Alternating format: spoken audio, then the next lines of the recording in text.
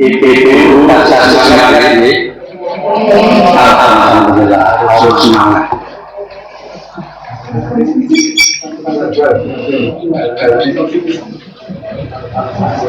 Kita mulai pas dan mengerti.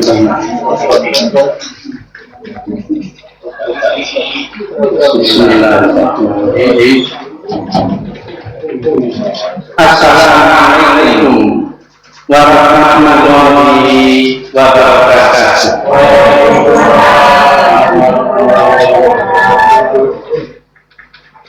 Innalillah nahmaduhu wa nasta'inuhu wa nastaghfiruh wa na'udzu billahi min shururi anfusina wa min sayyi'ati a'malina.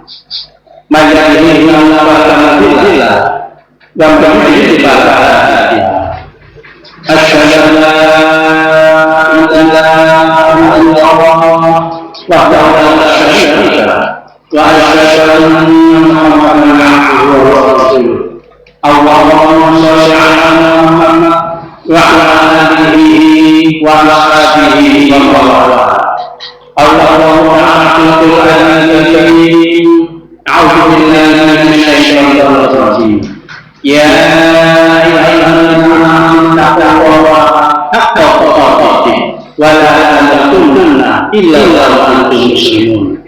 Ya ayyuhalladzina amanu وَقُولُوا قَوْلًا سَدِيدًا يُصْلِحْ لَكُمْ أَعْمَالَكُمْ وَيَغْفِرْ لَكُمْ ذُنُوبَكُمْ وَمَن يُطِعِ اللَّهَ وَرَسُولَهُ فَقَدْ فَازَ فَوْزًا عَظِيمًا. Para jemaah, saudara-saudaraku kaum muslimin yang dirahmati Allah Subhanahu wa taala. Syukur alhamdulillah kita bisa salat sunnah sebelum subuh. Kata Rasulullah SAW, sesungguhnya dua rakaat sunat sebelum subuh itu lebih baik daripada dunia dan isinya. Tentu saja yang sangat luar biasa, kita berupaya untuk tidak ditinggal. Alhamdulillah kita bisa salat subuh berjamaah. Kata Rasulullah SAW, berikanlah kegembiraan kepada orang-orang yang melangkahkan kakinya menuju masjid Allah di waktu malam yang kita. Mereka itu akan mendapatkan ganjaran yang benar-benar di hari akhirat. Mudah-mudahan kita semua yang di sini diberikan ganjaran yang benar-benar di akhirat. Amin ya rabbal alamin. Alhamdulillah kita bisa terus mengaji, menuntut ilmu. Kata Rasulullah SAW, barang siapa mencari jalan bersungguh-sungguh menuntut ilmu, maka Allah memudahkan jalannya menuju surga. Mudah-mudahan kita semua di sini dimudahkan jalan menuju surga. Amin ya rabbal alamin. Itu motivasi bagi kita untuk terus istiqomah dalam kebaikan. Para peserta jamaah yang dirahmati Allah Subhanahu wa taala, pada kesempatan pagi hari ini sudah kami siapkan materi masalah hutang piutang. Ini menarik karena mohon maaf jangan dibahas. Selama kita materi itu jangan menyentuh ini. Maka saya mencoba untuk membuat materi yang mudah-mudahan bermanfaat bagi kita semua dan saudara-saudara yang lain. Yang pertama, masalah tentang ini sudah selesai dalam Al-Quran adalah Al-Baqarah ayat 282. Ayat ini merupakan ayat terterang dalam Al-Quran.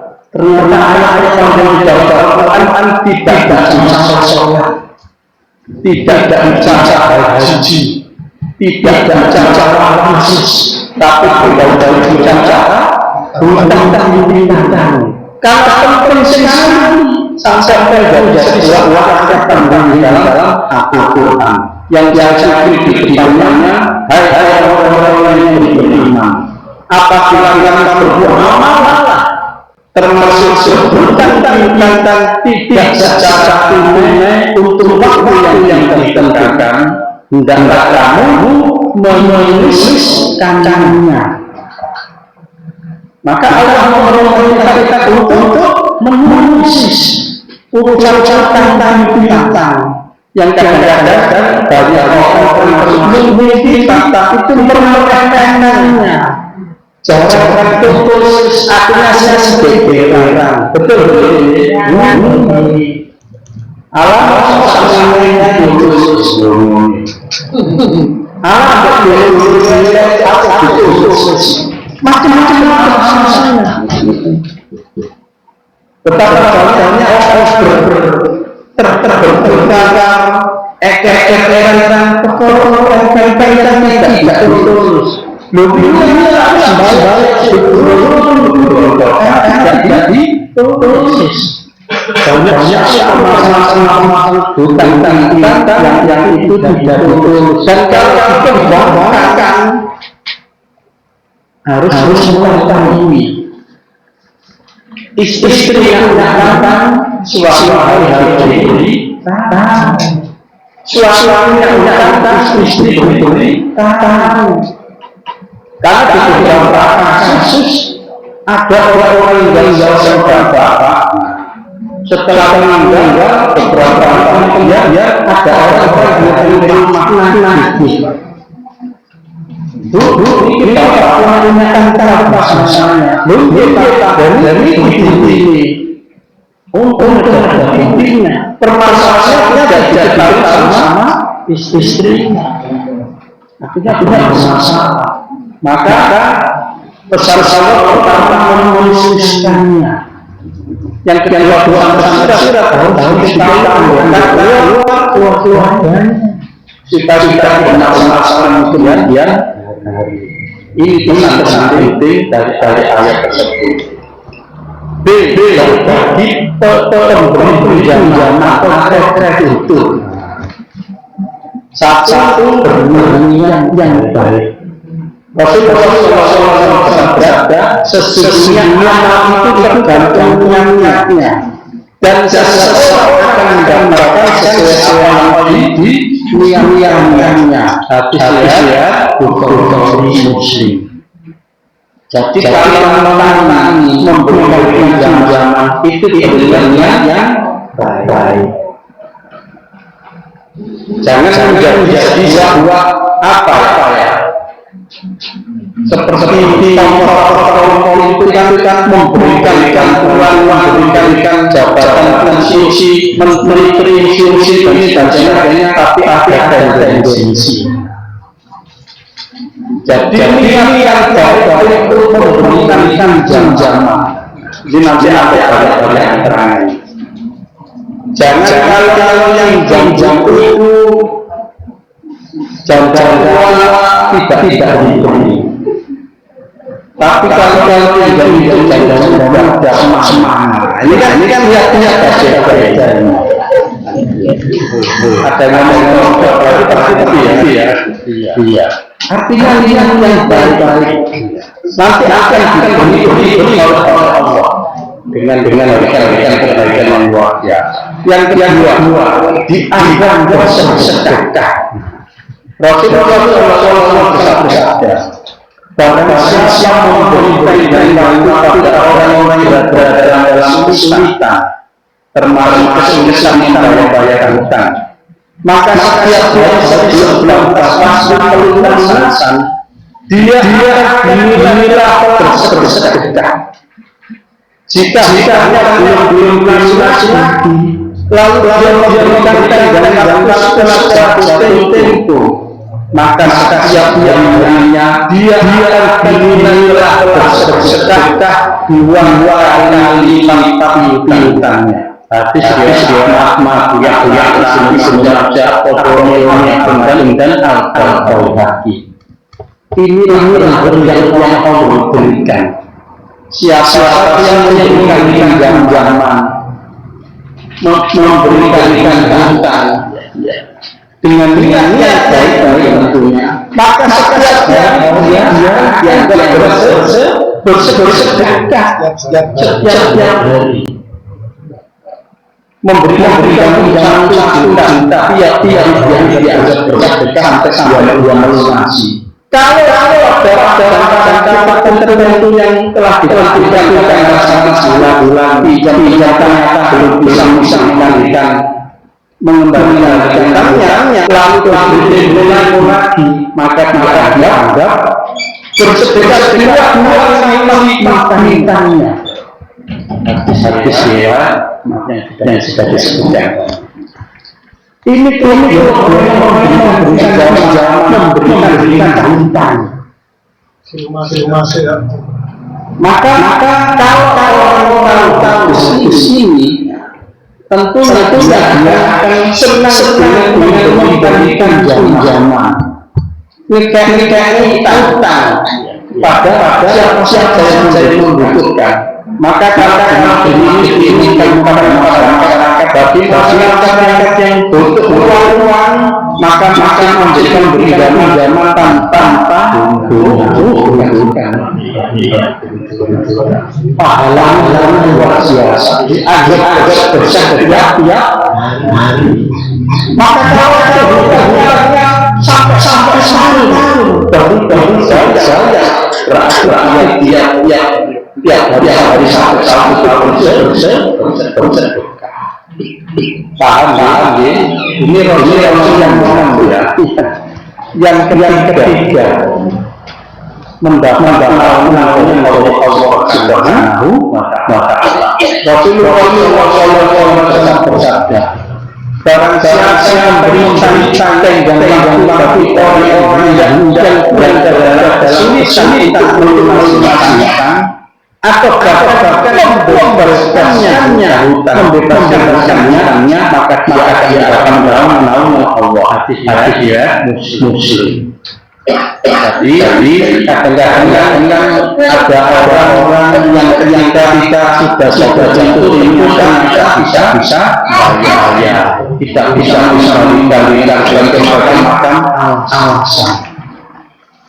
Maka berlaku dengan waktu. Bahkan kalau mampu apabila membebaskannya pun nggak usah ulangi.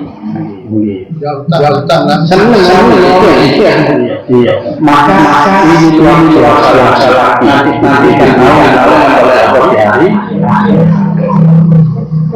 cuman jarang ya orang membebaskan hutang akhirnya jadi ini cara itu mudah tersebutkan lagi yang keempat diampuni dosa-dosanya. Rasulullah bersabda, ada seseorang didatangkan pada hari kiamat. Allah berkata, lihat amalnya. Kemudian orang berkata, wahai aku tidak memiliki amalan kebaikan selain amalan. Dulu aku memiliki harta, lalu sering pada orang. Setiap orang yang untuk melunasinya, aku beri kemudahan. Begitu pula setiap orang yang berada dalam kesulitan, aku selalu menggantikan tenggang waktu sampai dia melunasinya. Lantas Allah berkata, aku lebih memberikan kemudahan. Orang ini punya diampuni dosa-dosanya. Hati-hati ya. Jadi ada orang-orang yang senang ngutang orang, memberikan orang lain, bahkan orang itu kesulitan ditanggung tenggang waktu dan sebagainya. Maka dengan ini diampuni dosa-dosanya. Cuman sulit dan justru yang banyak orang berkeliaran cari cari hutang. Tapi ini tidak. Itu juga sebenarnya memberikan tunjangan kepada orang-orang.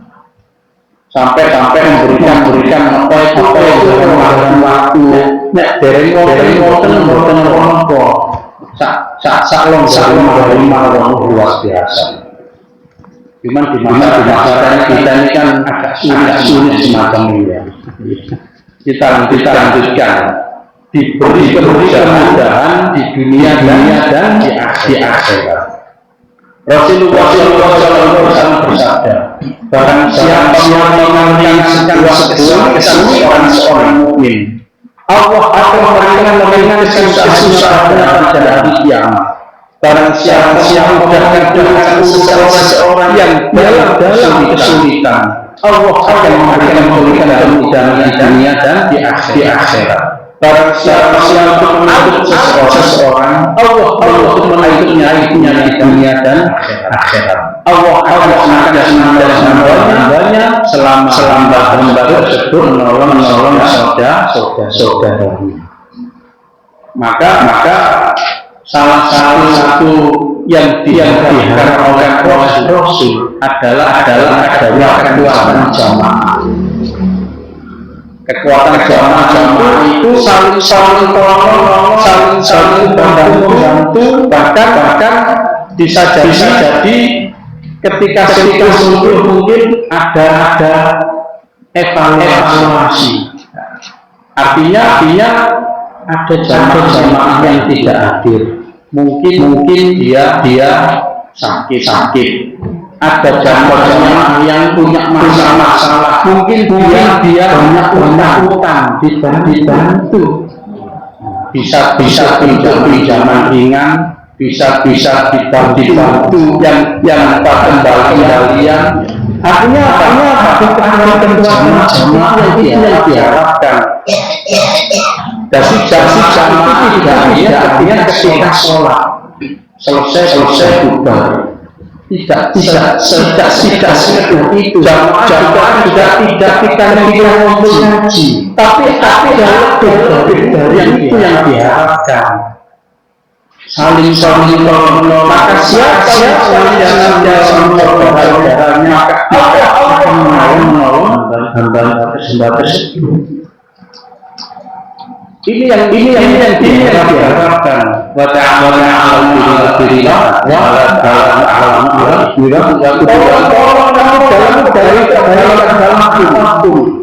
dalam apapun itu luar biasa. Maka kalau kita melihat sejarah Abdurrahman Auf ya, itu orangnya tidak miskin. Sampai diberikan disodakan utang tidak bisa gitu. Karena memang Allah semacam itu, harta yang dibelanjakan di jalan kebaikan, maka akan diganti dengan berlipat ganda. Maka tambah suci, dihapuskan tambah kaya. Maka ini inspirasi dan motivasi bagi kita untuk senang membantu orang lain, termasuk dalam urusan hutang. Memang tentu harus ada keseimbangan. Ketika yang pinjaman ini jamaah yang baik, maka sebagai jamaah yang baik itulah harus berupaya untuk mengembalikannya. Nomor 6, bersikap baik ketika menagih. Rasulullah SAW bersabda, Allah memasukkan ke dalam surga bagi orang yang mudah ketika membeli, ketika menjual, ketika bayar hutang, dan ketika menagih hutang. Hadis-riwayat Ahmad. Maka tentu kita menjadi bagian dari orang ini, termasuk ketika menagih hutang dengan cara yang baik. Mungkin sungguh namanya di SMS atau di WA.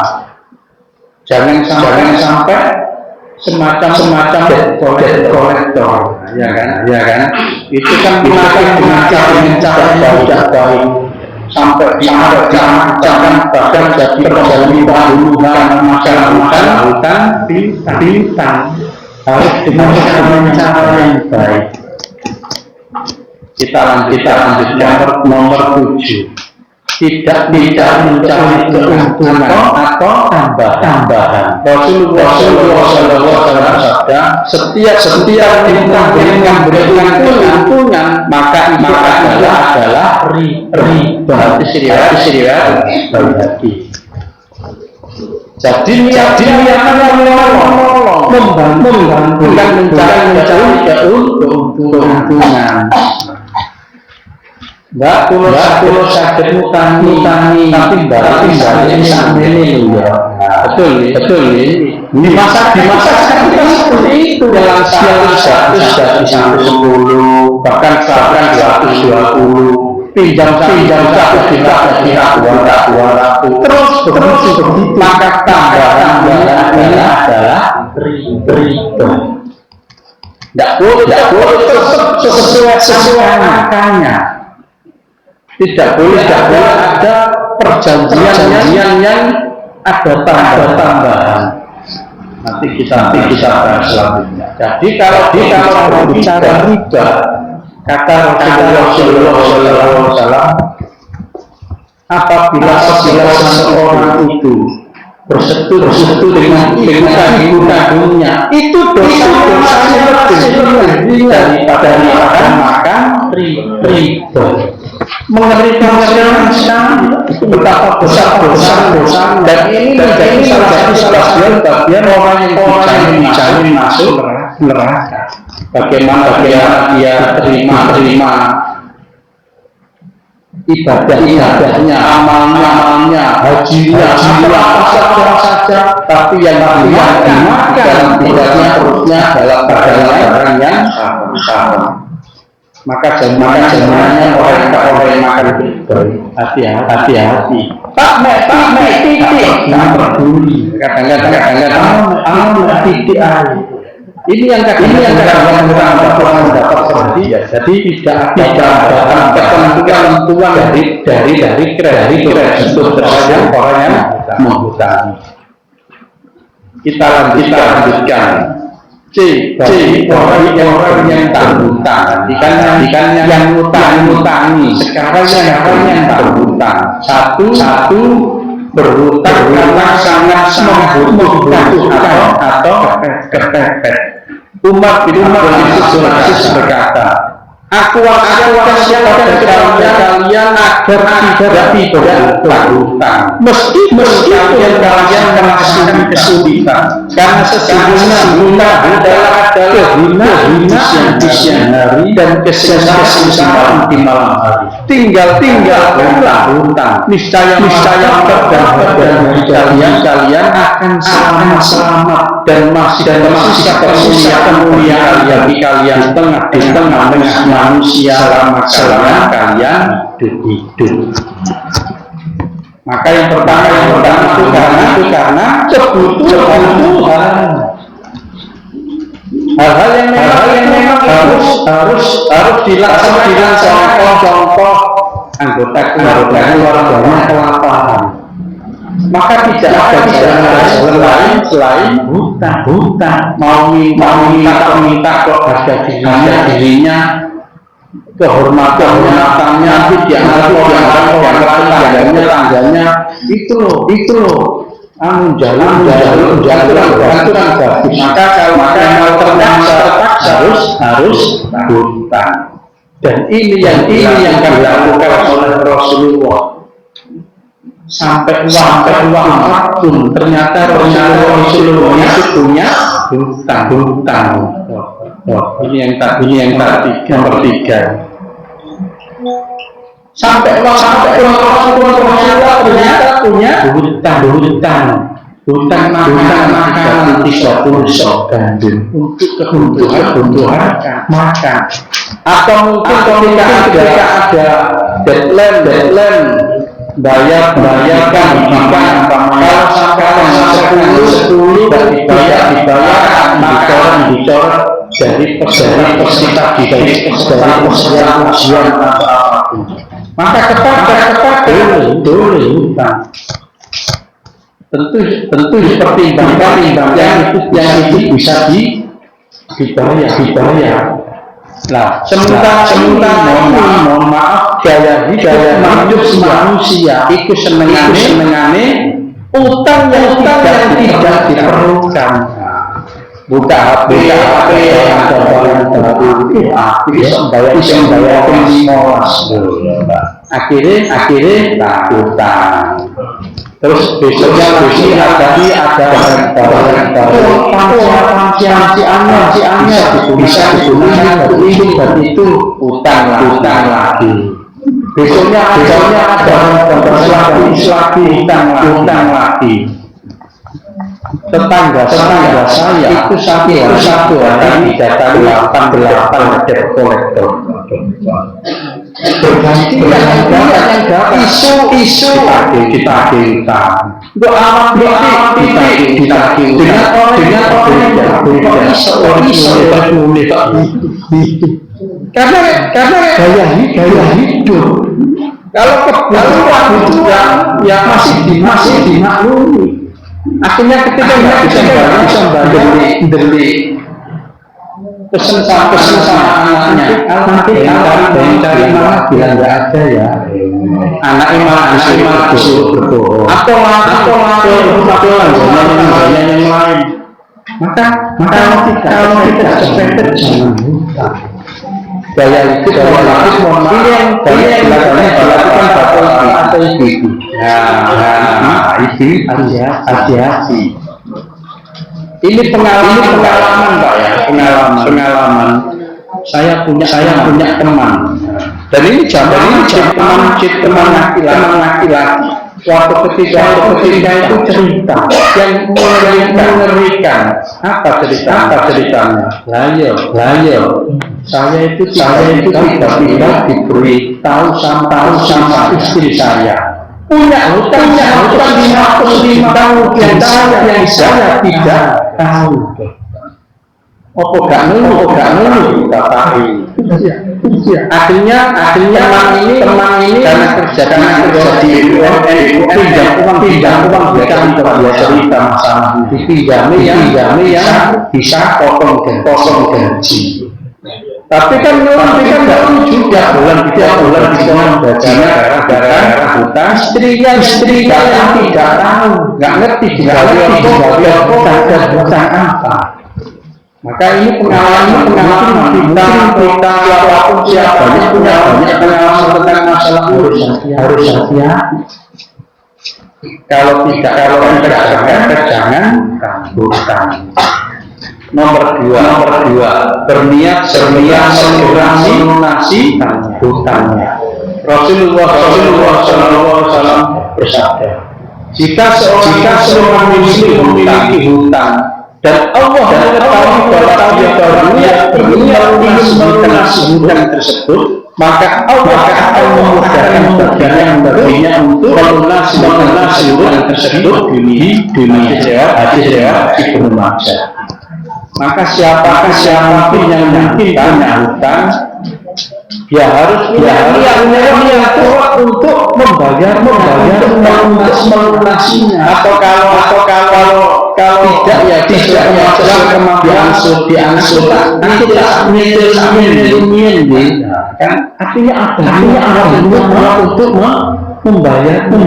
Maka siapa yang punya niat untuk membayar maka justru Allah akan membantu untuk segera melunasi hutang tersebut.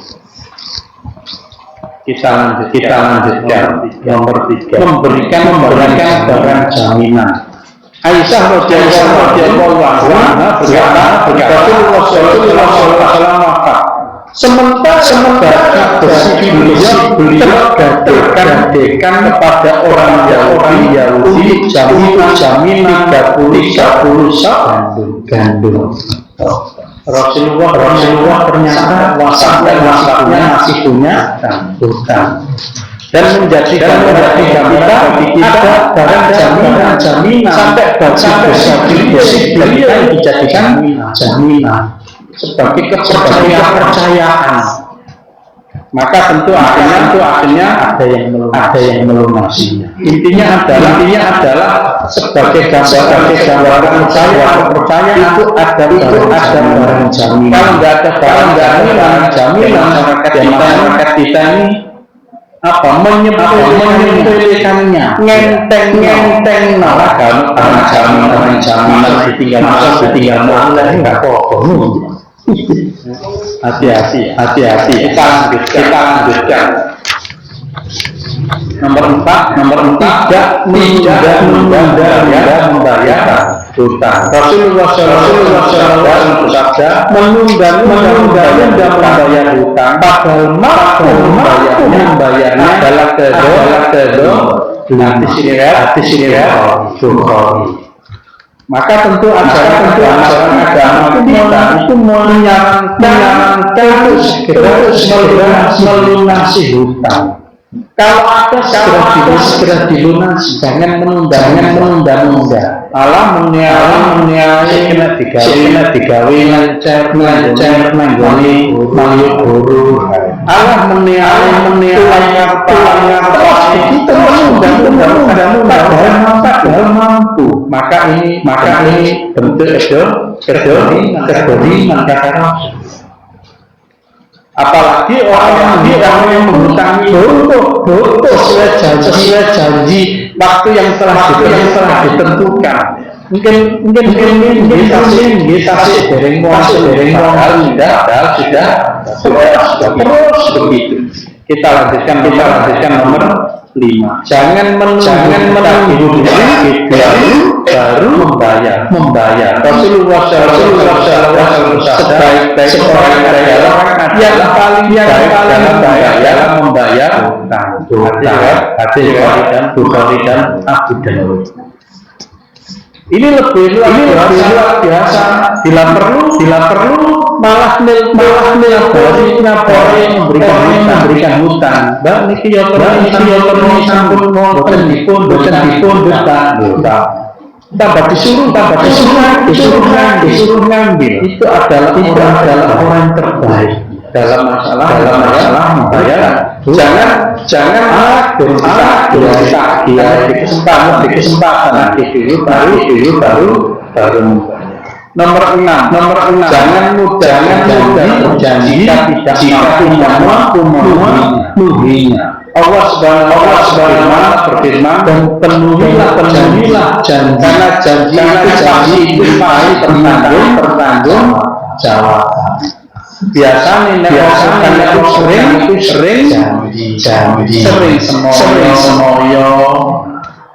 Mbak kula utang sewu mungkin kula taringi tapi bayaran. Janji sendiri nanti Sabtu nanti kok gak mau padahal sudah janji didatangi Mbak pripun utangnya ngapunten ternyata gajinya tertunda macam-macam janji lagi minggu depan ditagi lagi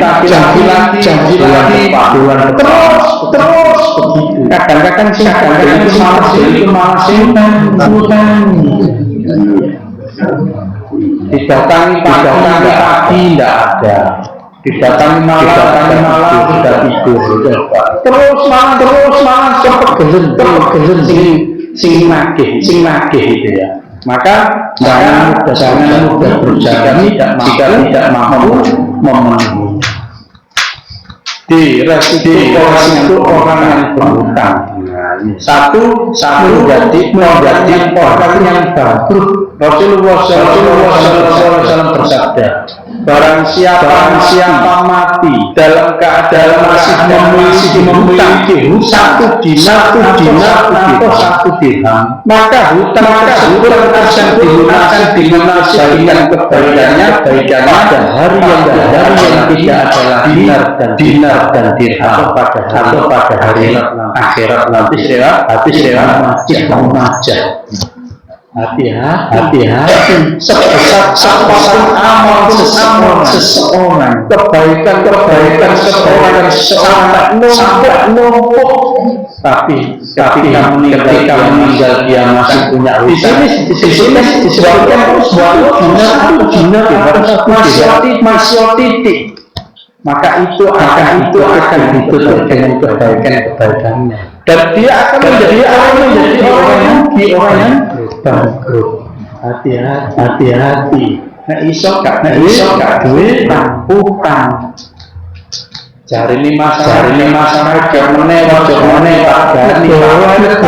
Utangnya sampai enggak tahu berapa. Sudah utang. Terus besoknya utang mana? Mumpung sik dadi. Mumpung durung kan gitu ya. Hati-hati. Berpikirnya bukan ada yang meninggal, yang tidak tanggung jawab. Siapa yang tanggung hutang?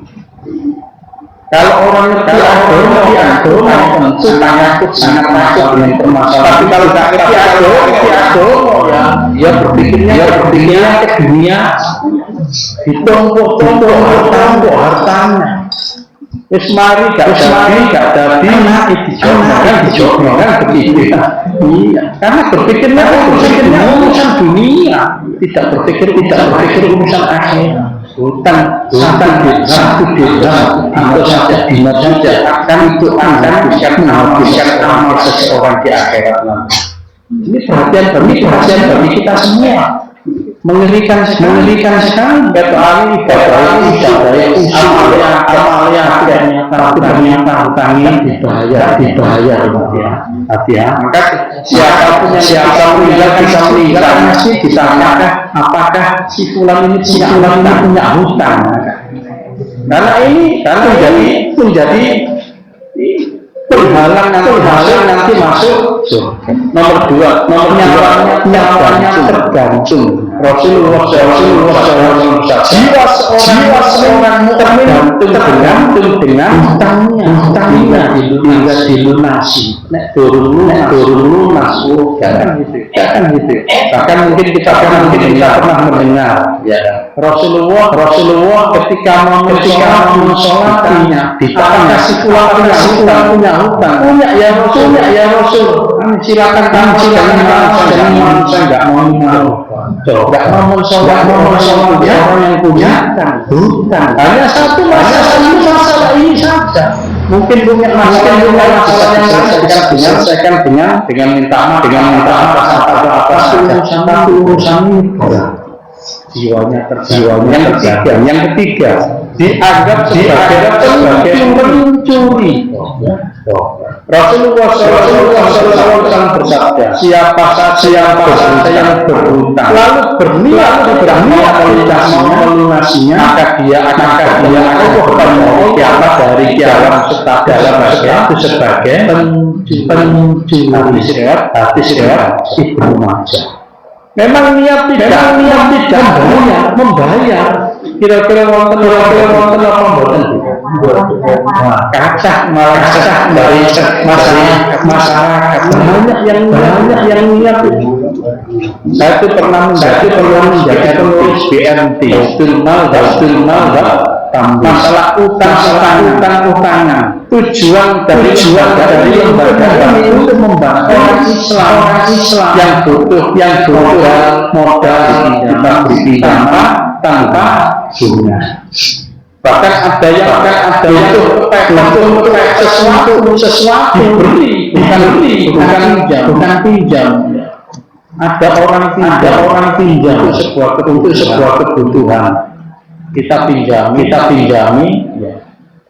Kan biasanya mulainya itu mulai bulan depan orang yang menghilang nggak tahu kemana. Ini jamaah maka harus hati-hati. Nanti sebagai berat ini di akhirat nanti. Karena dia berniat, soalnya memang kecuali memang dalam kondisi yang tidak mampu. Nanti beda. Ini sudah niat dan banyak itu. Kita lanjutkan nomor menerima dosa yang sangat berat. Rasulullah Shallallahu Alaihi Wasallam bersabda, semua dosa orang yang mati syahid akan diampuni kecuali hutang. Orang yang mati syahid pun itu semua ampuni dosanya. Jaminannya kecuali kita tak terhalang dia. Sampai seperti itu banyak hal yang dilakukan oleh Rasulullah kepada umatnya itu senantiasa berhati-hati dengan masalah hutang. Kadang-kadang banyak orang itu kan meremehkan, apalagi punya gaji tetap ya, itu bisa pertimbangan punya sesuatu yang memang itu sangat dibutuhkan, umpama rumah daripada mungkin pindah kontrakan, maka maksimal untuk punya rumah sendiri walaupun dengan cara kredit. Ini ada bahasan tersendiri. Intinya kebutuhan pokok. Kita lanjutkan doa seputar hutang. Dari Aisyah radhiyallahu anha berkata, Rasulullah sallallahu alaihi wasallam bersabda, Nabi sallallahu alaihi wasallam berdoa di akhir sholat sebelum salam. Apa doa Nabi? Allahumma inna na'udzubika minal maghram.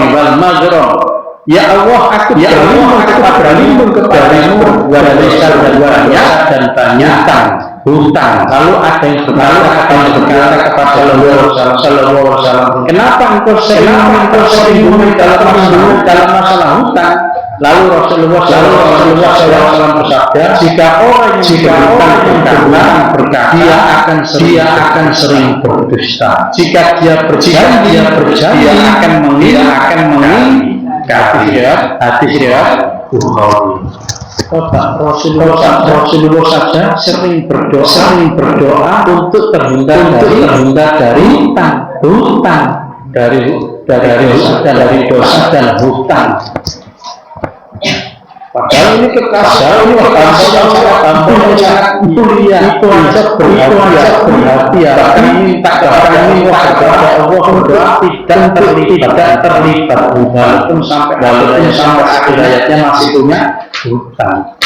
Termasuk saya, sampai saat ini masih punya hutang. Ada pertimbangan itu kalau memang itu sesuatu yang dibutuhkan, harus hati-hati.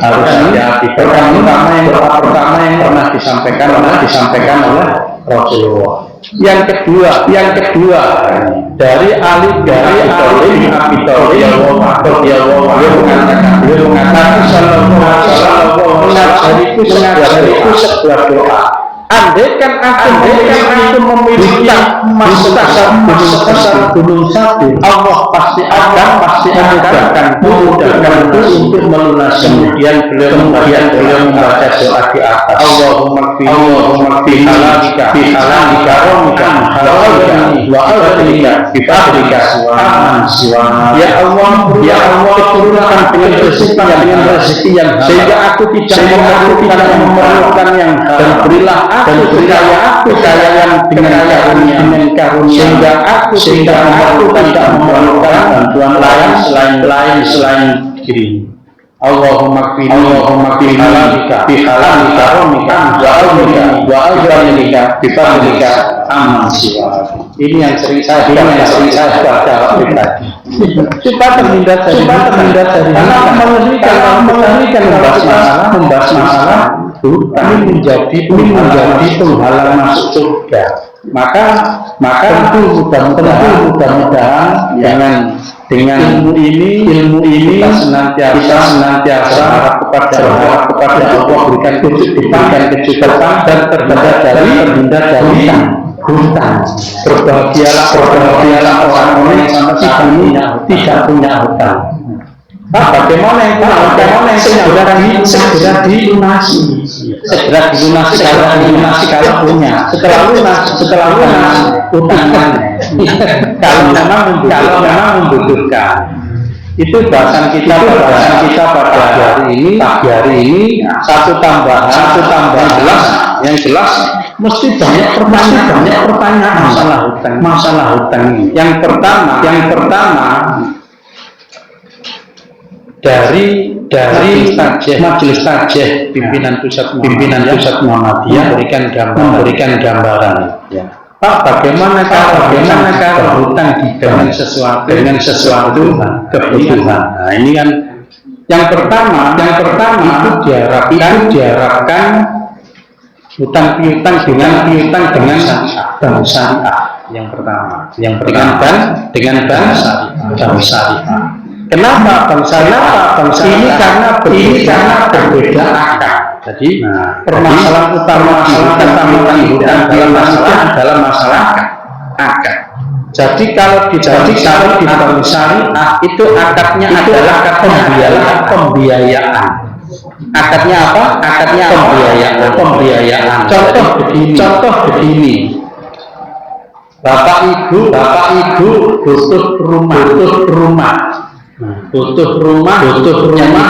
Yang itu seharga 500 juta umpama. Tentu nggak punya uang, tapi ada gaji rutin mungkin 10 juta atau 15 juta gaji rutinnya ya. Hanya punya uang 50 juta untuk DP. Maka ngomong kepada bank syariah, saya mau beli rumah kerjasama dengan bank syariah begini. Saya bisa memberikan pembiayaan. Jadi rumah ini saya beli oleh bank syariah, tapi Anda memberi ke saya 600 juta diangsur 5 tahun. Jadi panjenengan dengan membeli jual, cuman bayarnya bisa kredit. Ada keringanan cara pembayaran. Itu yang dibolehkan. Jadi akadnya jual beli, bukan akadnya pinjam uang. Beda lagi dengan Bapak Ibu dengan bank selain konvensional istilahnya. Maka bank ini bekerjasama dengan pemilik developer, pemilik rumah. Istilahnya bayarnya 600 juta. Ini yang tidak boleh.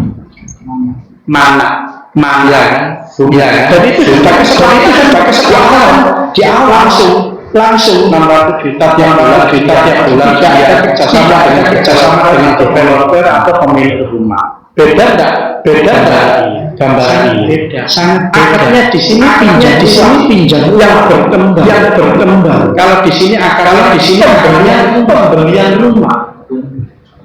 Jadi ada tiga pihak ya. Jadi di sini kalau masih ini rumah ini dilunas oleh bank, kita membayar pembelian rumah itu dengan. Tapi kalau di sini tidak ada kaitannya dengan pemilik rumah. Pokoknya pinjam uang untuk apa? Nggak mau tahu. Pokoknya bayarnya harus sekian. Beda enggak?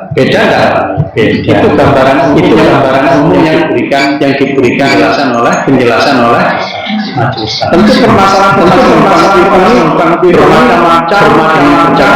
berbagai macam ini bentuk dan penawarannya. Ada lagi yang bertanya, Pak, kalau yang meninggal dunia, siapa yang melunasi, yang membayarnya? Yang pertama ya ahli waris.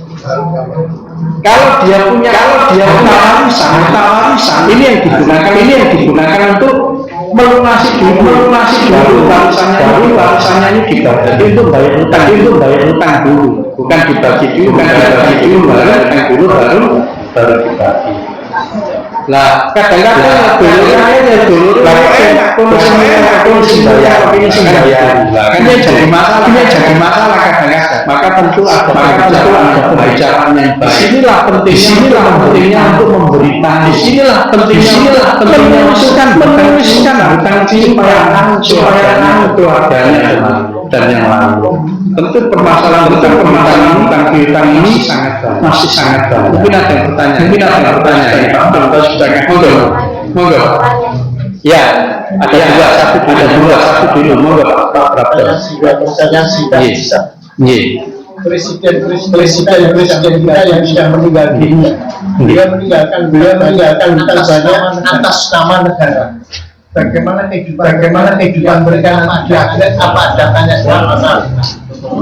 Yang pertama. Yang kedua, suatu perusahaan swasta mempunyai koperasi dan koperasi itu menjamkan uang kepada para karyawan nilai yang sangat besar. Suatu saat perusahaan ini bubar, termasuk koperasinya sudah bubar. Orang-orang yang pinjam uang itu bagaimana mau membalikannya sudah bubar. Jadi mohon penjelasan. Terima kasih. Yang pertama kalau ada pemimpin termasuk presiden yang itu punya hutang atas namakan negara. Bagaimana nanti di akhirat apakah ada pertanggungjawaban? Maka yang perlu dilihat di sini adalah hutang itu untuk apa?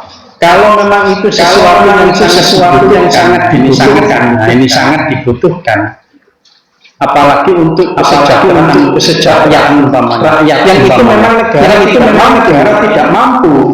Kalau memang tidak mampu, itu masuk kategori boleh.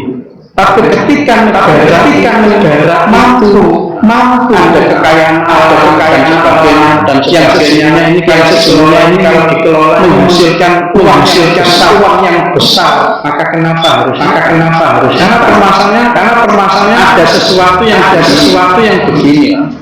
Kalau negara ini hutang ke sesuatu, anggaplah itu lembaga yang lain, maka si penghutang ini justru mendapat fee. Ini yang diminta pertanggungjawab karena dia mendapatkan keuntungan pribadi. Pak, nek sampai utang aku sampai ini bisa dapat sekian persen. Ini kan sudah kepentingan pribadi, kepentingan ini yang dipertanggungjawabkan nanti di akhir. Jadi tergantung ukurannya untuk apa? Ya, kalau betul-betul itu menyetim yang itu tidak keluarkan dana untuk menjadikan makan rakyat, ini baru boleh. Maka permasalahannya untuk apa? Kalau memang rakyat itu untuk rakyat boleh, tapi kalau tendensi kepentingan pribadi ini ada pertanggungjawab. Tentu harus segera dilunasi kalau ada dana. Gambaran umumnya begitu. Yang kedua, anggaplah kalau ada orang itu punya hutang, tapi si penghutang ini maupun lembaga yang sudah tidak bahkan bebas dan sebagainya. Katakanlah kita punya hutang ke seseorang, lalu seseorang ini tidak tahu di mana rimbanya, entah ke Papua, entah ke luar, terus kita mau nyaur hutang. Bagaimana caranya? Maka pendapat ulama kita lihat membayar ke seseorang karena orang yang tidak ada kan kita berikan ke miskin, yatim piatu, diniatkan untuk membayar hutang. Paham ya? Jadi tetap kita nih orangnya nggak ada. Terus gambarannya untuk kebaikan, fakir miskin, orang yatim dan sebagainya. Betul ya? Monggo yang kedua. Kalau ikannya aunya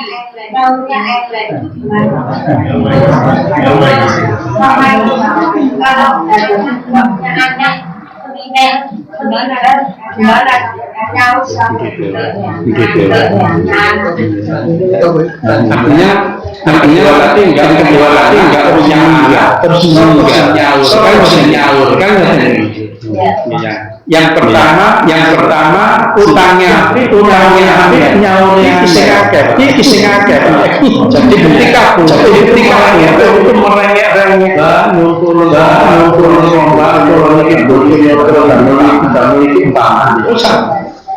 sampai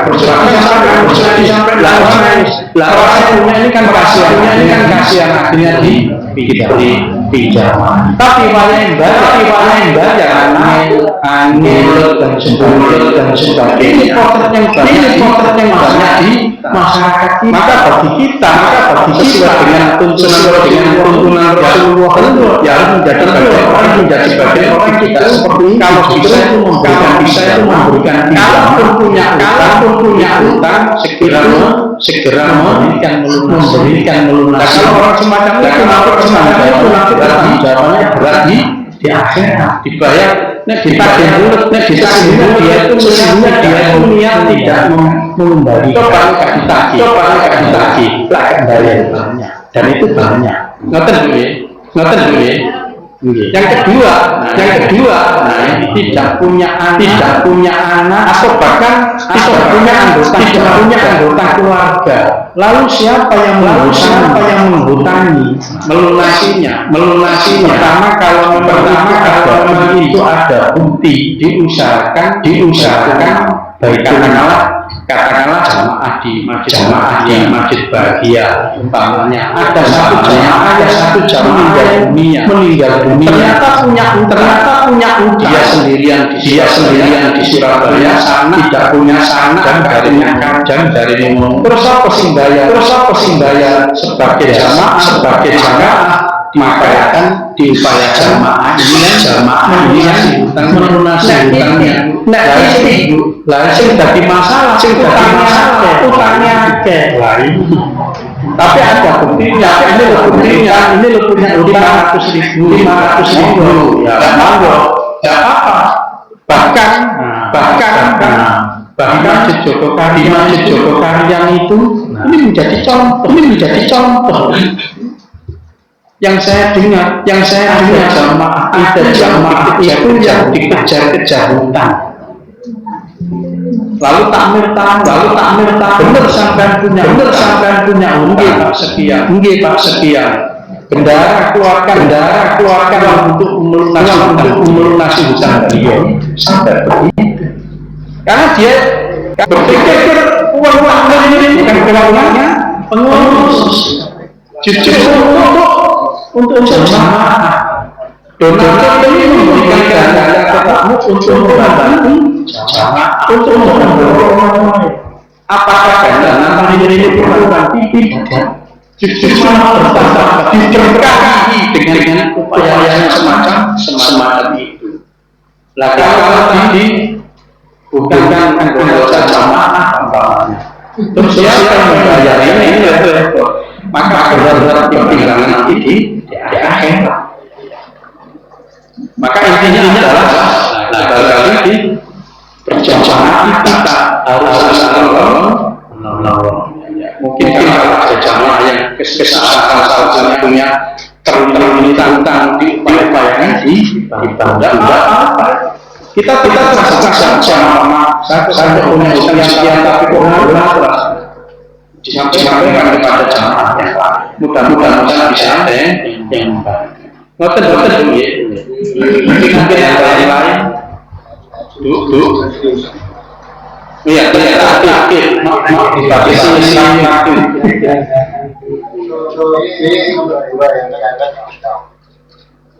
Kan yang tahu ini ada ini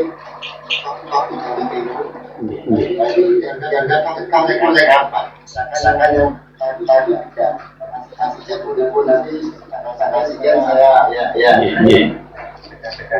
Dianggap sampai dia hutangnya.